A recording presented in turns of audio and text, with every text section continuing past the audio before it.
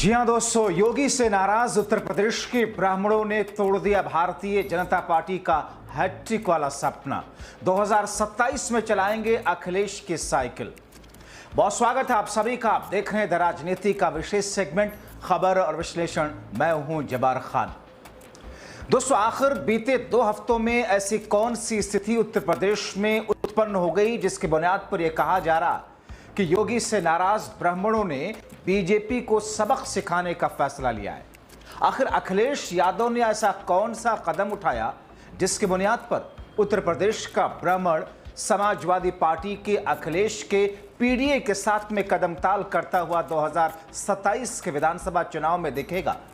और आखिर ब्राह्मणों के इस कदम के बाद में बीजेपी का अगला कदम क्या होगा, क्या है दोस्तों, विस्तार से पूरी खबर आपको बताते हैं क्योंकि उत्तर प्रदेश में काफी हलचल है।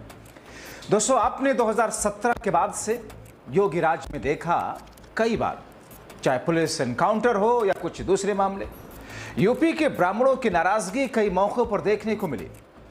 कई बार इस पर सड़कों पर भारी स्तर पर नाराजगी देखी गई, मीडिया में कवरेज मिली, लोगों में चर्चा का विषय बनी।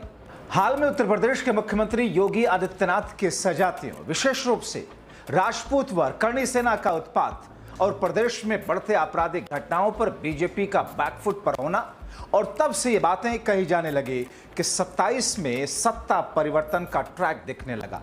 और अब यूपी से आने वाले बदलाव की खबरों ने बीजेपी खेमे में खलबली मचा दी।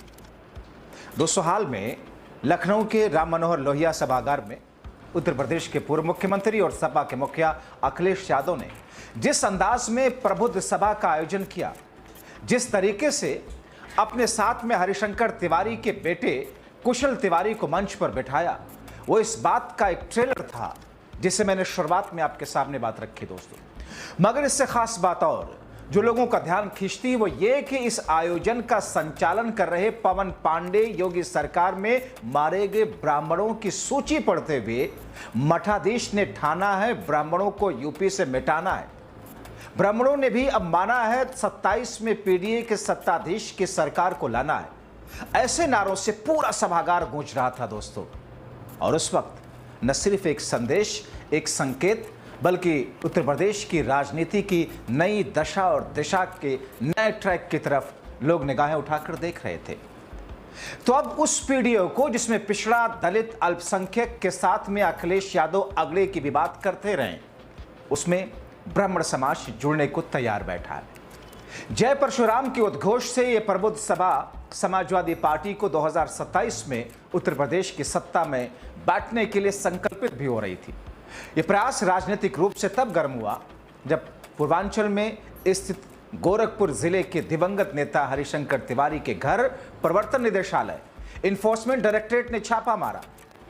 यानी कि ईडी ने हरिशंकर तिवारी, जिन्हें राजनीतिक रूप से ब्राह्मणों के बड़े चेहरे के तौर पर माना जाता है, वो अपने दोनों बेटे भीमशंकर तिवारी उर्फ कुशल तिवारी, उनके छोटे बेटे विनय शंकर तिवारी के साथ 2021 में सपा में शामिल हुए थे। यहां आपको भी बताते चले कि ये तिवारी परिवार बीएसपी से निकाले जाने पर सपा के करीब आए थे, जिसमें भीमशंकर तिवारी संत कबीर नगर से सांसद रह चुके हैं। विनय शंकर तिवारी गोरखपुर के चिल्लापुर से बीएसपी के विधायक थे। हालांकि इससे पहले भी सपा के साथ में कई ब्राह्मण चेहरे दूसरी पार्टी छोड़ करके आए, जिसमें संत कबीर नगर के खलीलाबाद से विधायक दिग्विजय नारायण चौबे उर्फ बीजेपी छोड़कर के सपा का दामन थामा था। वहीं बीएसपी सरकार में विधान परिषद रह चुके अध्यक्ष गणेश शंकर पांडे ने भी सपा की सदस्यता ग्रहण की थी। दोस्तों, इन ब्राह्मण परिवारों को सपा में शामिल होने से पार्टी की बागडोर संभाल रहे अखिलेश यादव ने जो बयान दिया कि इतना बड़ा परिवार अब हमारे साथ जुड़ गया है तो सपा का कोई मुकाबला नहीं कर सकता, सपा में आकर के अपने परिवार की लड़ाई को और मजबूत कर दिया। वो कहते हैं अखिलेश यादव का यह बयान उत्तर प्रदेश में ब्राह्मणों का वर्चस्व को स्वीकार करने वाला मालूम होता है। हालांकि पूरे पूर्वांचल में ब्राह्मण 10 से 12% ही हैं। राजनीतिक तौर पर यह संख्या एक निर्णायक भूमिका भी अदा करती है, जिनके समर्थन की लालसा प्रत्येक राजनीतिक दल को होती है। यही कारण है कि बीजेपी दिनेश शर्मा को सूबे के उप मुख्यमंत्री बना करके ब्राह्मण वर्चस्व को ही संतुलित करना चाहती रही।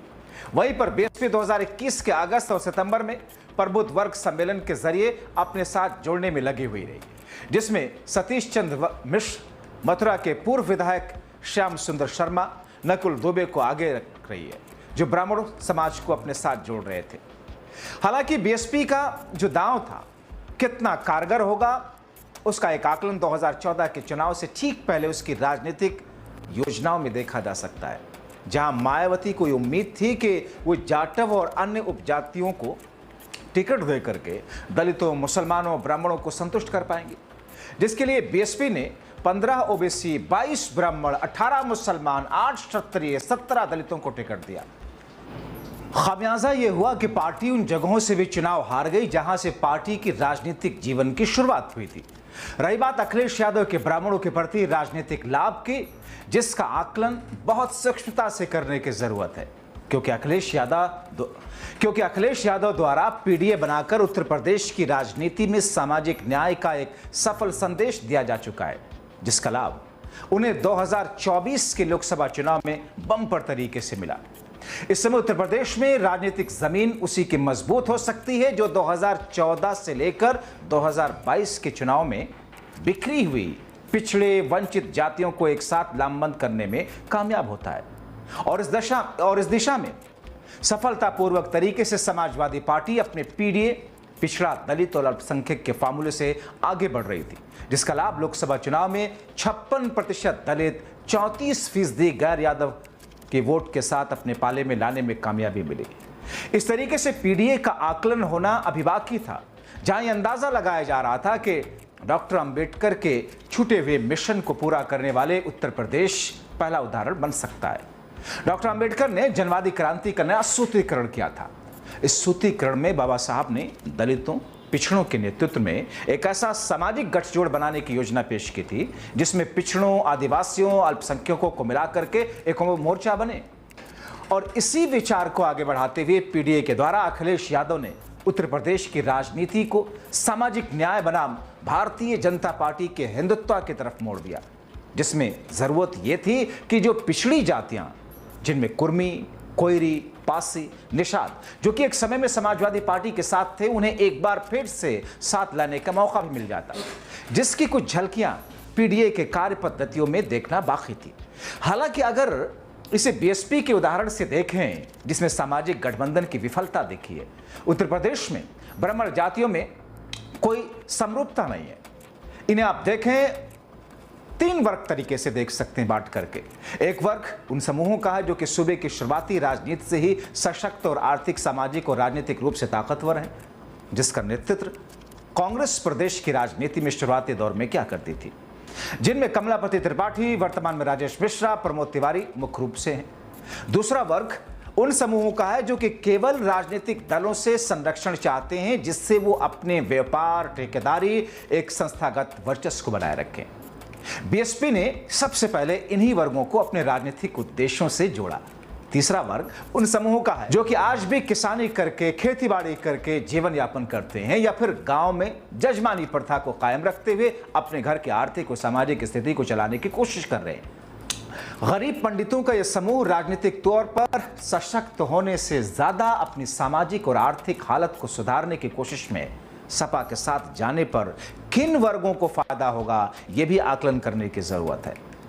बहरहाल उत्तर प्रदेश का राजनीतिक इतिहास अगर देखें, गौर करें, तो ये पाते हैं कि सामाजिक न्याय पर चलने वाले जिस राजनीतिक दल ने ऊंची जातियों के साथ गठबंधन करके अपने राजनीतिक लक्ष्य को सामने रखा, वो अपने मूल राजनीतिक आधार को खोता हुआ भी दिखा है।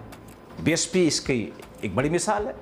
बीएसपी ने जब राजनीतिक आकांक्षाओं को पूरा करने के लिए तिलक, तराजू और तलवार, इनको मारो जूते चार से आगे बढ़ते हुए हाथी नहीं गणेश है, ब्रह्मा विष्णु महेश है जैसे नारे दिए, उत्तर प्रदेश में इन नारों को बुलंद किया, उस समय तात्कालिक परिस्थितियों में वो सत्ता में तो आई, लेकिन उस 5 वर्षों में दलितों और पिछड़ों को जो कि राजनीतिक हैसियत और सशक्तिकरण का दायरा बढ़ाना था, वो संकुचित होने लगा। और उसका नतीजा क्या हुआ? नतीजा ये हुआ कि पहले पार्टी के राष्ट्रीय दर्जा जो पार्टी का था वो गया, उसका जनाधार इतना ज्यादा खिसक गया कि पार्टी आज अपने अस्तित्व को लेकर संघर्ष कर रही कि लोग ये मानने को तैयार रहे कि बीएसपी अभी पार्टी बनी हुई है, बची हुई है। हालांकि सपा और अखिलेश का ब्राह्मणों को पीडीए से जोड़ने के कदम को राजनीतिक जानकार एक मास्टर स्ट्रोक मान रहे हैं। हालांकि मास्टर स्ट्रोक है या नहीं है, फायदा नफा नुकसान कितना, सिर्फ चुनाव तय करता है। मगर अभी इसकी असली परीक्षा 2027 में होनी तो है। समाजवादी पार्टी को यह गठबंधन कितना फायदा देगा, कितना नुकसान देगा, इसका आकलन अभी बाकी है। सपा ब्राह्मणों के साथ गठबंधन बीजेपी के राजनीतिक दबदबे को राजनीतिक और रणनीतिक चुनौती देने के साथ साथ एक बड़ा झटका माना जा रहा है। एक ऐसी स्थिति में जहां पर 2017 के बाद से लगातार कोई ना कोई ऐसी घटना होती रही जिसमें ब्राह्मणों को हाशिए पर डालने या ब्राह्मणों के साथ में वैसा व्यवहार ना करने का आरोप योगी राज में लगा है। ब्राह्मणों की नाराजगी की बातें योगी राज से या बीजेपी से सामने आई हैं। तो ऐसी स्थिति में अखिलेश यादव का पीडीए के साथ में ब्राह्मणों को जोड़ने का यह प्रयास शुरुआती दौर में पहली निगाह में राजनीतिक बुद्धिजीवियों की नजर में एक मास्टर स्ट्रोक माना जा रहा है। हालांकि सब कुछ तस्वीर साफ होगी चुनावी नतीजे से। लेकिन आप क्या सोचते हैं इस पूरे समीकरण को लेकर के, अखिलेश यादव के इस मास्टर स्ट्रोक को लेकर के और ब्राह्मणों का 2027 के चुनाव में साइकिल की सवारी करने को लेकर? अपनी राय कमेंट बॉक्स में जरूर लिखें। अभी के लिए इतना ही, बहुत शुक्रिया।